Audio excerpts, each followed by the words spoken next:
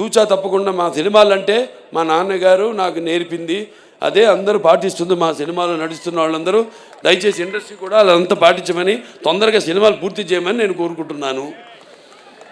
ఏది డిసిప్లిన్, ఒకటి రెస్పెక్ట్, ఆర్టిస్ట్కి రెస్పెక్ట్, ఈ రెండు లేని చోట బాలకృష్ణ లేడు.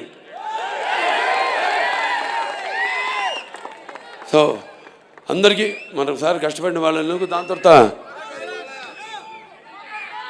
నజియా గారు ఉన్నారు లేదు ఇక్కడ, కిదరయా బెన్, నజియా బెన్ హే ఇదర్, నా చేత డబ్బింగ్ చెప్పించింది ఆవిడ, హిందీ డబ్బింగ్. 4 రోజులు పట్టింది తెలుగు, 3.5 రోజులు పట్టింది హిందీ, అయిపోయింది. 3.5 రోజులు అంతేనండి, లేకపోతే 5 రోజులు పడితే 4.5 రోజులు అయిపోయింది. 3.5 రోజులే హిందీ డబ్బింగ్ అయిపోయింది. అంత బాగా ఆవిడే రాసి ఆవిడే నా చేత డబ్బింగ్ చెప్పించింది.